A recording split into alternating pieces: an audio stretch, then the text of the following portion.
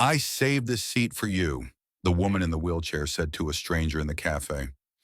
But this is not a love story about lightning strikes and fairy tales. This is a story about two people who had forgotten how to sit beside anyone, learning again at an age when most have stopped trying. And the 7-year-old girl who taught them the most important lesson of all: sometimes the empty chair beside you isn't waiting for the perfect person. It's waiting for someone brave enough to sit down, knowing it might hurt. The fog rolled in from Monterey Bay like a slow exhale, curling through the streets of the small coastal town and pressing against the windows of Seaside Perch Cafe. Inside, the morning light filtered soft and gray, casting everything in the gentle haze of a watercolor, painting left out in the rain. Clara Whitmore sat at her usual table, corner seat, window view, the same spot she had claimed every morning for 3 years. Not that she was counting, not that the number meant anything anymore. She was 52 years old. Her hair had silvered early, a soft platinum now swept into a loose knot at the base of her neck. She wore a gray wool scarf wrapped twice around her shoulders, and her fingers, still elegant despite everything, curled around a cup of tea that had long gone cold. On the table before her lay a worn leather notebook, its pages filled with sketches of ballet positions, the lines faded like memories left too long in sunlight. Beside the notebook sat an empty chair. No one ever sat there. The staff at Seaside Perch knew Clara. They knew to bring her Earl Grey without asking. They knew not to comment on the empty seat across from her. In Monterey, people respected solitude. They understood that some silences were not loneliness, but rather a language all their own. Clara gazed out at the bay, watching the fog swallow the fishing boats one by one. She did not see them. Her eyes were looking at something much further away, something that no longer existed except in the theater of her mind. A stage bathed in golden light. The roar of applause at Lincoln Center. Her body suspended in arabesque, weightless, eternal. The moment before, gravity remembered her name. Then darkness. Always darkness after that. The cafe door opened with a soft chime, letting in the salt-tinged air and a man who looked profoundly lost. James Thornton was 55 years old and had spent the last 30 years knowing exactly where he belonged. Corner offices, boardrooms, the head of every table. He had built an empire from nothing, sold it for more money than he could spend in 3 lifetimes, and retired 6 months ago to a life he had never learned how to live. His hair was salt and pepper now, distinguished in the way that expensive suits and good genes allowed. But his posture told a different story. His shoulders curved inward slightly, as if bracing against a wind that only he could feel. Beside him stood a little girl. Rosie was 7 years old, with tangled brown hair and eyes too large for her face. She clutched a stuffed rabbit with one ear missing, holding it against her chest like a shield. She did not speak much anymore. Rosie was James's granddaughter. 6 months ago, her parents had divorced badly, the kind of separation that leaves shrapnel in everyone nearby. Her father, James's only son Michael, had dropped her off with a suitcase and a promise to return in 2 weeks. That was 4 months ago. James scanned the crowded cafe, searching for an empty table. Every seat was taken. Then he saw the woman by the window, the empty chair across from her. At that precise moment, Clara reached for her spoon. It slipped from the saucer, bouncing once on the table's edge before clattering to the floor. She leaned forward instinctively, her body following the motion before her mind caught up. The wheelchair tilted. James moved without thinking. His hand caught the back of her chair, steadying it with a grip that surprised them both. The wheelchair settled. Clara's breath came out in a sharp exhale. Their eyes met. His were storm gray, tired, holding the particular exhaustion of a man who had solved every problem except the ones that mattered. Hers were sea glass green, calm and depthless, revealing nothing and everything at once. "Thank you," Clara said. Her voice was low, unhurried.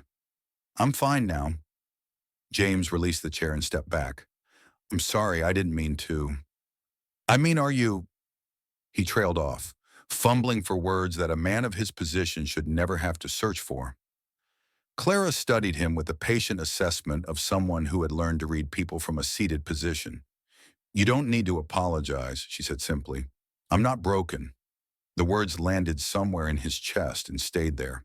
A small hand tugged at his coat. Grandpa, Rosie's voice was barely above a whisper. She has an empty chair. Can we sit there? Clara's gaze shifted to the child.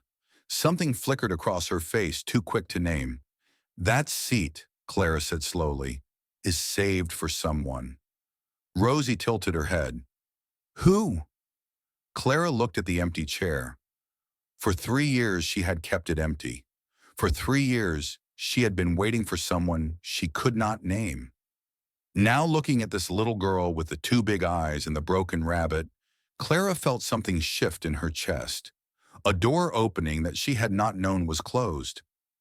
I don't know, she admitted. Perhaps you. They sat together as if it had always been this way. James across from Clara, Rosie beside her grandfather, the stuffed rabbit positioned carefully on the table. For several minutes, no one spoke. Rosie looked up from her drawing. Grandpa's alone too. Grandma died, and my dad went somewhere, and my mom said she needs space. She said this without emotion, the way children report facts they do not yet understand. Our house has lots of empty chairs. James closed his eyes briefly. Clara looked at the little girl, then at the man who was clearly drowning in waters he had never learned to navigate. It sounds, Clara said gently, like you know something about empty chairs too. Rosie nodded solemnly. They're the saddest furniture. They parted that morning with nothing more than polite nods. But Clara found herself thinking about them throughout the day. That night she opened her leather notebook to a page she had not read in months. The handwriting was not hers, it was rounder, more hopeful, written in purple ink. Dear Clara, thank you for teaching me that it's never too late to begin.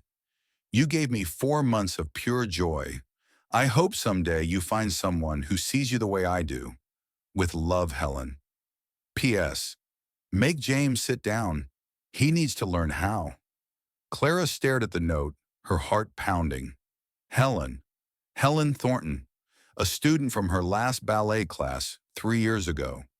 James Thornton, the stranger in the cafe. Could it be? The next morning, Clara returned to Seaside Perch and asked the stranger a question that changed everything. Do you know anyone named Helen Thornton? James froze. The color drained from his face. Helen was my wife, he whispered. She died nearly 3 years ago. How do you know her name? Clara handed him the notebook, opened to Helen's note. He read it 3 times. When he looked up, his eyes were wet. She was your student, he said. The ballet class. She talked about it constantly. His voice cracked. I never went to see her dance. She invited me to the performance. I said I had a meeting. The performance never happened, Clara said quietly. I was in an accident a week before. The studio closed, and Helen died a month later. Stroke. No warning. James pressed his palms against his eyes. I didn't even know she'd made friends in that class. We lived in the same house, and I had no idea who she'd become. In the weeks that followed, something unexpected began to grow between them. Not romance, not yet. Something quieter. 2 people circling each other like ships that had weathered the same storm. Rosie became the bridge. The little girl began opening up to Clara in ways that startled everyone. She asked questions about the wheelchair, about ballet, about why some people left and never came back. Do you get sad? Rosie asked one afternoon at the rehabilitation center where Clara volunteered. Yes, Clara said, every day. Then why do you smile? Clara considered the question carefully. Because sad and smiling can live in the same house, she said. Like rain and sunshine sometimes happen at the same time. Rosie was quiet for a moment. I hear my mom crying in the bathroom. She thinks I don't know. Clara opened her arms and Rosie climbed into them. The first embrace Clara had given in 3 years. James brought his mother to Monterey that week. Margaret Thornton was 78, her mind wandering in and out of clarity with Alzheimer's. Some days she recognized everyone. Some days she lived in memories decades old. On a clear day, Margaret watched Clara and James having dinner together. She observed in silence throughout the meal. After Clara left, Margaret spoke. She looks at you the way Helen did. James turned sharply. What do you mean? Not in appearance, in how she sees you. The old woman's voice was surprisingly strong, like she can see something you can't see in yourself. Helen told me once, before she died, she said, I hope James learns how to sit still. I didn't understand then. I do now. James couldn't respond. His throat had closed. The next day, Margaret's mind wandered. She sat in her wheelchair, holding James's hand, but she called him Robert, her husband, dead for 20 years. Robert, she said, her eyes distant, I'm sorry. I was so afraid. Afraid you'd leave before I could tell you I loved you. I kept waiting for the right moment. And then you were gone. James held his mother's fragile hand and wept. For the first time since Helen's funeral, he allowed himself to break. One evening, James found Clara alone in her abandoned studio. She sat in the middle of the dusty floor, surrounded by mirrors reflecting 1,000 versions of her solitude. Why did you stop teaching? He asked, lowering himself to the floor beside her wheelchair. Clara was silent for a long moment. The night before my accident, I received a diagnosis, spinal tumor. The doctor said surgery might leave me paralyzed. Without surgery, I had maybe 2 years. She paused. I got on my knees that night and prayed. I asked for a sign because I wasn't brave enough to choose myself. James held his breath. The next morning, a truck ran a red light while I was crossing the street. I woke up 3 weeks later. The impact damaged my spine, but the scans found the tumor early. They removed it. I survived. She turned to face him. I got my sign. I just don't know if it was a blessing or a punishment. Clara, I'm not telling you this for sympathy. I'm telling you because Helen left something for you. She withdrew a yellowed envelope from her bag. I found this in the studio. She wrote it before she died. She knew her heart was failing. She didn't tell anyone. James's hands trembled as he opened it. Inside was a USB drive and a note in Helen's handwriting. Dear James, if you're reading this, I'm gone, and Clara found you somehow. The USB has a video of my last practice. I wanted you to see me dance, even if you couldn't be there. More importantly, I wanted you to see that it's never too late, not for ballet, not for love, not for sitting down. Please, my darling, learn how to sit down. Learn how to stay. Love forever, Helen. They watched the video on James's laptop in the dusty studio. On the screen, Helen Thornton, 53 years old, danced alone. Her form was imperfect, her balance uncertain, but her face glowed with pure joy. She was not performing for anyone. She was dancing for herself. James watched his wife move across the screen, and something shattered inside him. He wept, not quietly, not with dignity. He wept the way children weep, with his whole body, all the grief he had buried for 3 years, finally breaking free.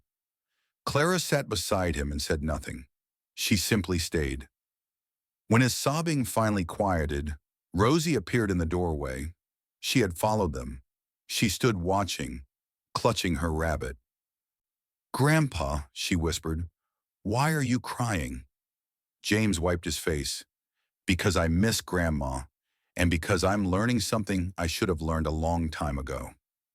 Rosie walked over and took Clara's hand. Then she reached for her grandfather's. Can we dance? She asked. Like Grandma in the video? The dance. Emotional climax. Clara looked at the child, then at James. The dusty mirrors reflected three broken people in an abandoned room. "There's no music," James said. Clara smiled. "There's always music. You just have to listen." She lifted her arms, elbows high, wrists curved, fingertips reaching towards something invisible. The upper half of her body began to move, speaking the language she had never forgotten. James stood and walked behind her wheelchair. He placed his hands on the handles. "I don't know how to dance," he admitted. "Then just move with me."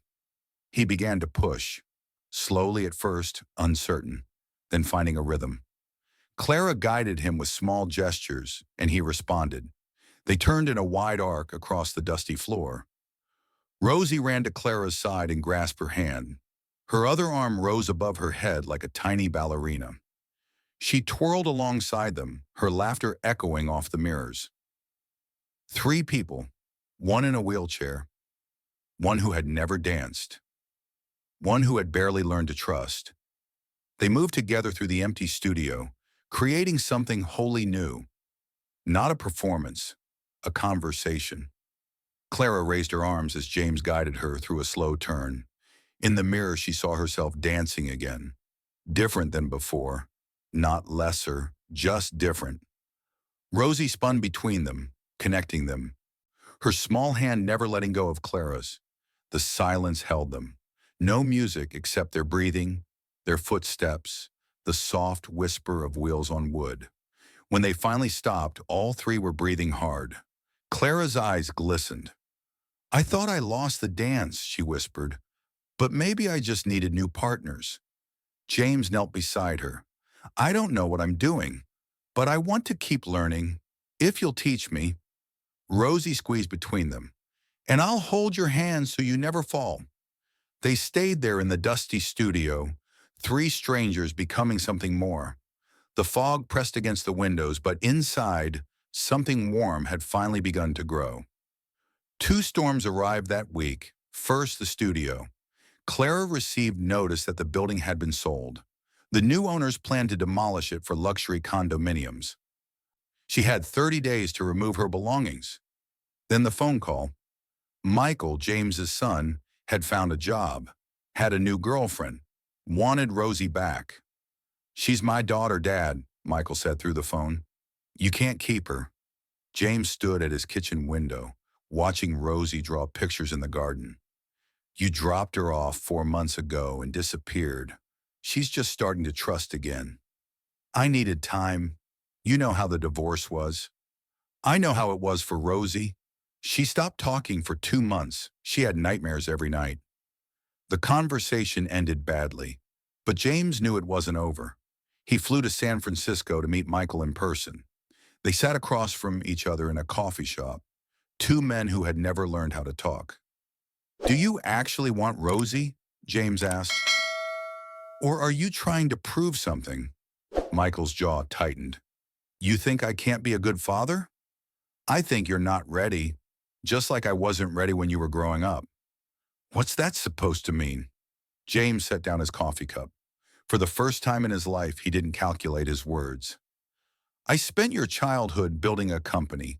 I told myself I was providing for the family, but I wasn't there. Your mother raised you alone, even though I lived in the same house." He met his son's eyes. "She died, and I realized she'd been lonely for 30 years, right beside me, and I never noticed." Michael said nothing. "Don't do that to Rosie," James continued. "Don't take her because you think you should. Take her when you're actually ready to be present. There's a difference between being a father and being in the room. So what do you want me to do? Come to Monterey, stay, get to know your daughter again, not for a weekend, for real. Prove to her that you can stay." Michael stared at his hands. When he finally looked up, his eyes were red. "I'm sorry, Dad, for blaming you when Mom died, for saying you were never there." His voice broke. "I've been doing the same thing to my own kid." James reached across the table and gripped his son's shoulder. "We can both learn how to do it differently, but only if we're honest about where we failed." Clara spent her final days in the old studio sorting through memories, boxes of old programs, photographs of performances long past, point shoes worn to nothing. In the back of a storage closet, she found a box labeled in Helen's careful handwriting, personal items, Helen Thornton. Inside were ballet slippers, adult-sized, pink satin barely worn, a journal filled with notes from their lessons together, and one more letter. Dear Clara, if you're reading this, you survived. I always knew you would. You're the strongest person I've ever met, even though you don't see it. The slippers are for you. I know you can't wear them anymore, but I want you to have them as a reminder. Your feet never defined your dancing. Your heart did. Please don't let the studio die. Please keep teaching. Even from that chair, you have so much to give. Love, Helen. Clara sat in the empty studio, holding the slippers, and allowed herself to cry. Not from grief this time, from being seen. The grand reopening happened 6 months later. James had purchased the building, funding a complete renovation. The sign above the door now read, the Helen Thornton Center for Movement. It was not a ballet school in the traditional sense. It was something entirely new. A space designed for people who had been told they could no longer dance. Seniors with arthritis, veterans with missing limbs, children in wheelchairs. Movement, Clara taught them, was not about standing. It was about expressing what words could not hold. On opening day, the studio filled with students of all ages and abilities. Clara sat at the front, demonstrating arm positions and breathing techniques. Rosie served as her assistant, handing out ribbons and helping younger students. James stood in the back, watching. He had never been comfortable in rooms where he wasn't in charge. But here, he found something unexpected. Peace. Margaret sat beside him in her own wheelchair, wrapped in a purple scarf Helen had knitted years ago. Today was a clear day. Do you know why I like her? Margaret asked, watching Clara guide a student through a simple movement. Why? Because she doesn't try to stand up to prove anything. She sits down and makes that chair into a throne. After the students left that evening, Clara remained alone in the studio. The mirrors reflected the empty room, but it no longer felt lonely. The walls held echoes now. Laughter, music, the shuffle of feet learning new steps. James found her there. Helen would be proud, he said. I hope so. They sat in comfortable silence as the last light faded. Rosie asked me something today, James said. What? She asked if you were going to be her grandmother. Clara's breath caught. I told her that family isn't about titles. It's about who shows up, who stays, who sits down beside you even when there's nothing to say. He turned to face her. You've taught me that. You've taught Rosie that. You've taught everyone here. Clara's eyes glistened. James, I'm not asking for anything. I know we're both still healing, but I wanted you to know that the seat across from you, the one in the cafe, I'd like to keep sitting there, if you'll let me. For a long moment, Clara said nothing. Then she smiled. I saved that seat for you, she said. I just didn't know it yet. 1 year later, the Seaside Perch Cafe was crowded with its usual morning rush. Fog pressed against the windows. The smell of coffee filled the air. At the corner table by the window, Clara sat in her usual spot, but the chair across from her was no longer empty. James sat there now, reading the newspaper, occasionally reaching across to refill her tea. Rosie knelt on a third chair, drawing pictures, her rabbit supervising. Michael sat beside his daughter, learning how to be present. Margaret dozed in her wheelchair, peaceful. They looked, to anyone watching, like a family. Not the kind formed by blood and legal documents, the kind formed by choice, by showing up, by sitting down and staying. A woman entered the cafe, young, perhaps 30, with the lost expression of someone searching for something she could not name. She scanned the room, finding no empty tables, her shoulders sagging. Clara watched her for a moment.